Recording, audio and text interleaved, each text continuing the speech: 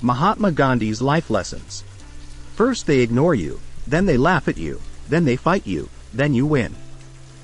Live as if you were to die tomorrow. Learn as if you were to live forever.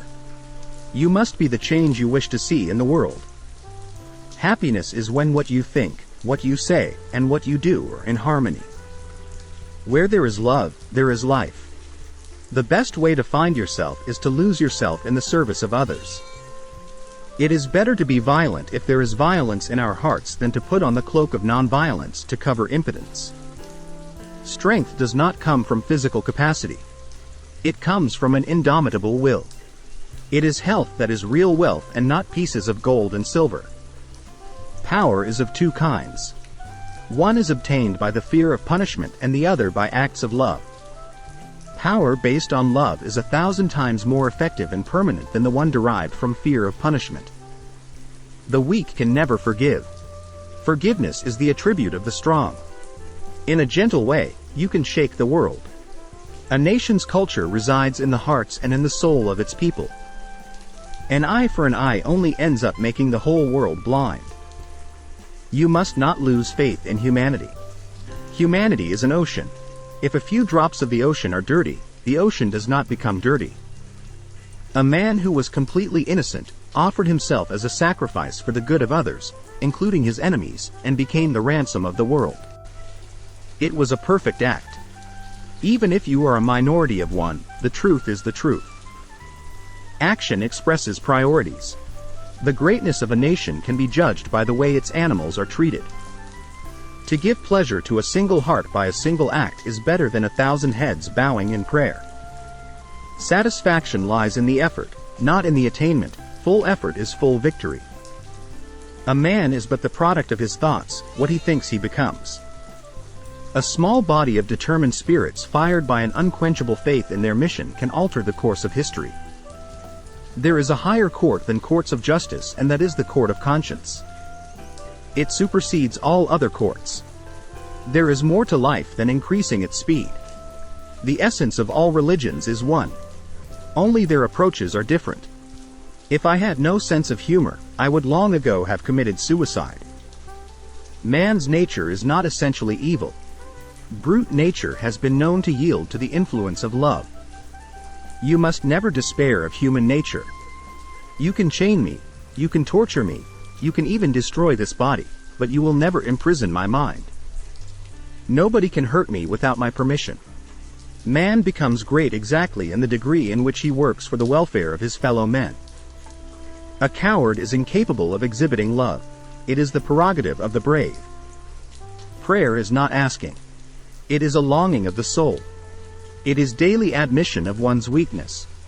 It is better in prayer to have a heart without words than words without a heart. Anger and intolerance are the enemies of correct understanding.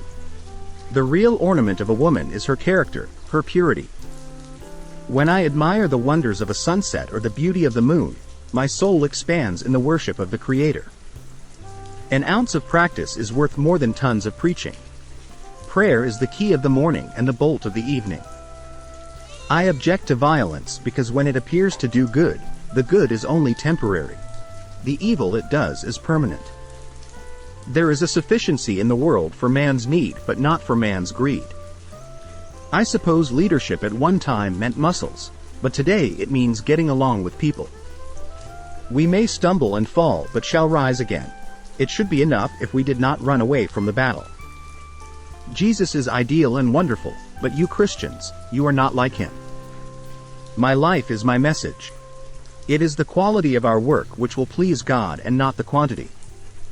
My religion is based on truth and non-violence. Truth is my God. Non-violence is the means of realizing him. Whatever you do may seem insignificant to you, but it is most important that you do it. The pursuit of truth does not permit violence on one's opponent. Is it not enough to know the evil to shun it? If not, we should be sincere enough to admit that we love evil too well to give it up. I have worshipped woman as the living embodiment of the spirit of service and sacrifice. My religion teaches me that whenever there is distress which one cannot remove, one must fast and pray. Every formula of every religion has in this age of reason, to submit to the acid test of reason and universal assent. Fear of death makes us devoid both of valor and religion. For want of valor is want of religious faith. Religion is a matter of the heart. No physical inconvenience can warrant abandonment of one's own religion. I do not want to foresee the future. I am concerned with taking care of the present.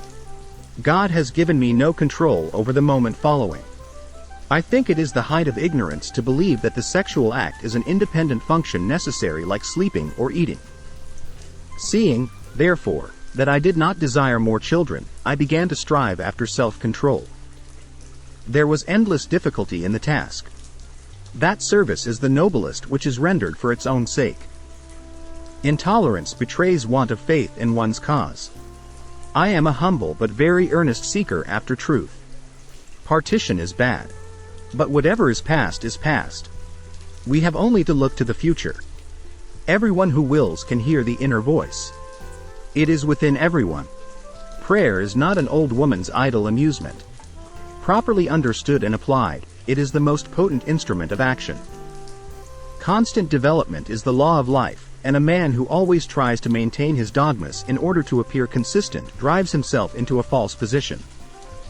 The law of sacrifice is uniform throughout the world. To be effective, it demands the sacrifice of the bravest and the most spotless. Capital as such is not evil. It is its wrong use that is evil. Capital in some form or other will always be needed. Glory lies in the attempt to reach one's goal and not in reaching it. God sometimes does try to the uttermost those whom he wishes to bless. Violent means will give violent freedom. That would be a menace to the world and to India herself. Faith must be enforced by reason. When faith becomes blind, it dies. It is any day better to stand erect with a broken and bandaged head than to crawl on one's belly, in order to be able to save one's head. To deprive a man of his natural liberty and to deny to him the ordinary amenities of life is worse than starving the body. It is starvation of the soul, the dweller in the body. Nonviolence and truth are inseparable and presuppose one another. There is an orderliness in the universe. There is an unalterable law governing everything and every being that exists or lives. It is no blind law, for no blind law can govern the conduct of living beings. Only he can take great resolves who has an indomitable faith in God and has fear of God. A vow is a purely religious act which cannot be taken in a fit of passion. It can be taken only with a mind purified and composed and with God as a witness. We may have our private opinions, but why should they be a bar to the meeting of hearts? God is, even though the whole world denies him. Truth stands, even if there is no public support. It is self-sustained. I claim to be a simple individual liable to err like any other fellow mortal. I own, however, that I have humility enough in me to confess my errors and to retrace my steps. For me, every ruler is alien that defies public opinion. Man is supposed to be the maker of his destiny. It is only partly true. He can make his destiny only in so far as he is allowed by the great power. All the religions of the world, while they may differ in other respects, unitedly proclaim that nothing lives in this world but truth. A principle is the expression of perfection, and as imperfect beings like us cannot practice perfection, we devise every moment limits of its compromise in practice. It is any day better to stand erect with a broken and bandaged head than to crawl on one's belly, in order to be able to save one's head. To deprive a man of his natural liberty and to deny to him the ordinary amenities of life is worse than starving the body. It is starvation of the soul, the dweller in the body. Nonviolence and truth are inseparable and presuppose one another. There is an orderliness in the universe. There is an unalterable law governing everything and every being that exists or lives. It is no blind law, for no blind law can govern the conduct of living beings. Only he can take great resolves who has an indomitable faith in God and has fear of God. A vow is a purely religious act which cannot be taken in a fit of passion. It can be taken only with a mind purified and composed and with God as a witness. We may have our private opinions, but why should they be a bar to the meeting of hearts? God is, even though the whole world denies him. Truth stands, even if there is no public support. It is self-sustained. I claim to be a simple individual liable to err like any other fellow mortal. I own, however, that I have humility enough in me to confess my errors and to retrace my steps. For me, every ruler is alien that defies public opinion. Man is supposed to be the maker of his destiny. It is only partly true. He can make his destiny only in so far as he is allowed by the great power. There is nothing that wastes the body like worry, and one who has any faith in God should be ashamed to worry about anything whatsoever. It is the duty of every thoughtful Indian not to marry. In case he is helpless in regard to marriage, he should abstain from sexual intercourse with his wife. Gentleness, self-sacrifice, and generosity are the exclusive possession of no one race or religion. Nearly everything you do is of no importance, but it is important that you do it. I have also seen children successfully surmounting the effects of an evil inheritance. That is due to purity being an inherent attribute of the soul. Spiritual relationship is far more precious than physical. Physical relationship divorced from spiritual is body without soul. Truth is by nature self-evident. As soon as you remove the cobwebs of ignorance that surround it, it shines clear. We may never be strong enough to be entirely nonviolent in thought, word, and deed. But we must keep nonviolence as our goal and make strong progress towards it. In matters of conscience, the law of the majority has no place. Truth stands, even if there is no public support. It is self-sustained. Freedom is not worth having if it does not connote freedom to err.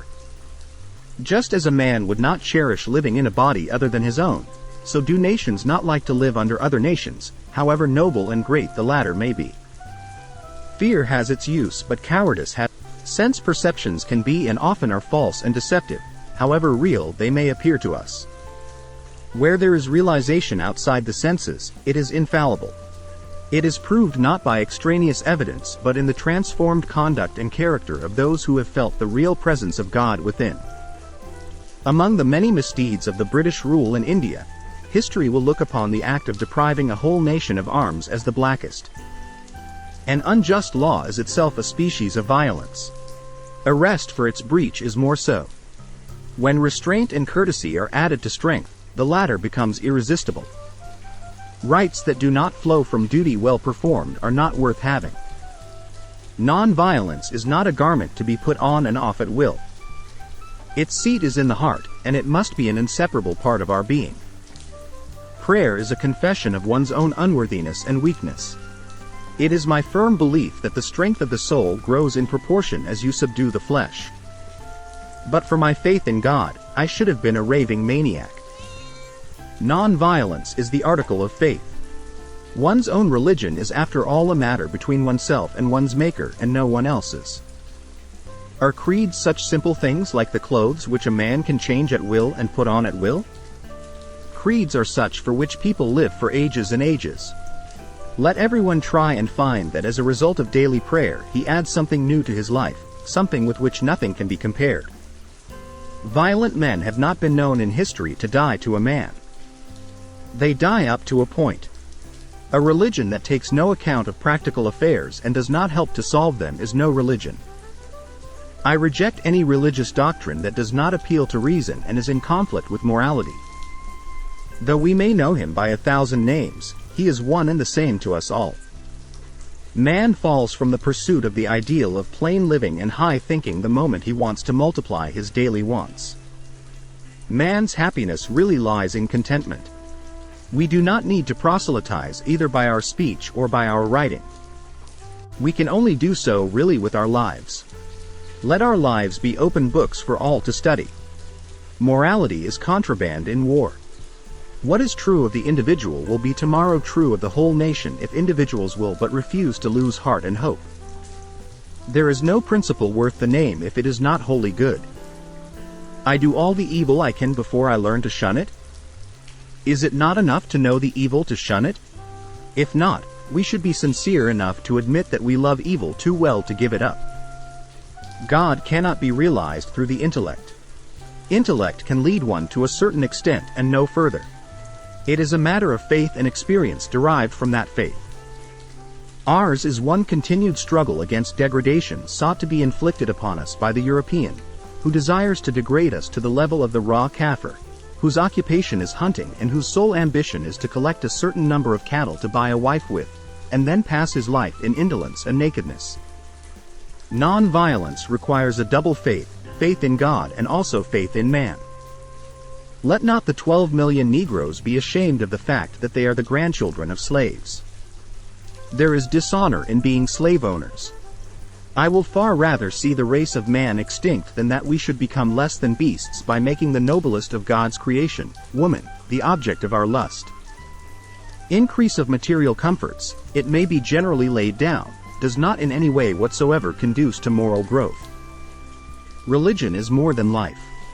Remember that his own religion is the truest to every man, even if it stands low in the scales of philosophical comparison. Non-violence, which is the quality of the heart, cannot come by an appeal to the brain.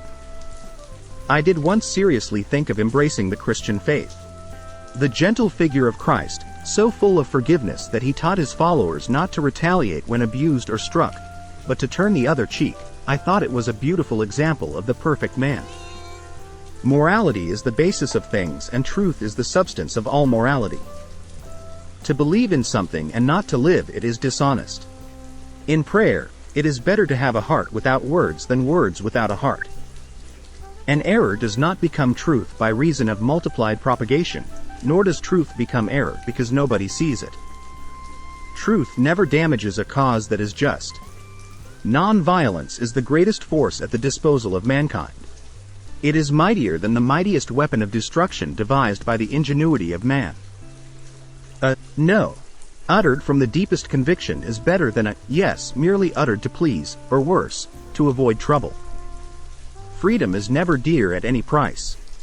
It is the breath of life. What would a man not pay for living? Honest disagreement is often a good sign of progress. All compromise is based on give and take, but there can be no give and take on fundamentals. Any compromise on mere fundamentals is a surrender. For it is all give and no take.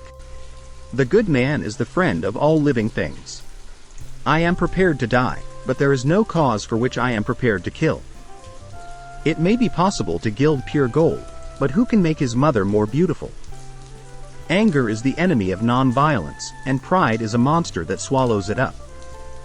Peace is its own reward. There are people in the world so hungry that God cannot appear to them except in the form of bread. Non-cooperation with evil is as much a duty as is cooperation with good. Service which is rendered without joy helps neither the servant nor the served. But all other pleasures and possessions pale into nothingness before service which is rendered in a spirit of joy. Those who say religion has nothing to do with politics do not know what religion is. The moment there is suspicion about a person's motives, everything he does becomes tainted. As human beings, our greatness lies not so much in being able to remake the world, that is the myth of the atomic age, as in being able to remake ourselves. Self-respect knows no considerations. The difference between what we do and what we are capable of doing would suffice to solve most of the world's problems. It has always been a mystery to me how men can feel themselves honored by the humiliation of their fellow beings. Let us all be brave enough to die the death of a martyr, but let no one lust for martyrdom. The human voice can never reach the distance that is covered by the still small voice of conscience. If patience is worth anything, it must endure to the end of time. And a living faith will last in the midst of the blackest storm. Poverty is the worst form of violence. What difference does it make to the dead, the orphans, and the homeless, whether the mad destruction is wrought under the name of totalitarianism or the holy name of liberty or democracy? Intolerance is itself a form of violence and an obstacle to the growth of a true democratic spirit. Palestine belongs to the Arabs in the same sense that England belongs to the English or France to the French. If we are to teach real peace in this world, and if we are to carry on a real war against war, we shall have to begin with the children. Each one prays to God according to his own light. Before the throne of the Almighty, man will be judged not by his acts but by his intentions. for God alone reads our hearts. What do I think of Western civilization? I think it would be a very good idea. Those who know how to think need no teachers. No culture can live if it attempts to be exclusive. Faith is not something to grasp, it is a state to grow into. I have nothing new to teach the world. Truth and nonviolence are as old as the hills. All I have done is to try experiments in both on as vast a scale as I could. Confession of errors is like a broom which sweeps away the dirt and leaves the surface brighter and clearer. I feel stronger for confession. The main purpose of life is to live rightly, think rightly, act rightly. The soul must languish when we give all our thought to the body. Each one has to find his peace from within. And peace, to be real, must be unaffected by outside circumstances. It is unwise to be too sure of one's own wisdom. It is healthy to be reminded that the strongest might weaken and the wisest might err. We should meet abuse by forbearance. Human nature is so constituted that if we take absolutely no notice of anger or abuse, the person indulging in it will soon weary of it and stop. Man can never be a woman's equal in the spirit of selfless service with which nature has endowed her. Justice that love gives is a surrender. Justice that law gives is a punishment. If a man reaches the heart of his own religion, he has reached the heart of the others, too. There is only one God, and there are many paths to him. Always aim at complete harmony of thought and word and deed. Always aim at purifying your thoughts, and everything will be well.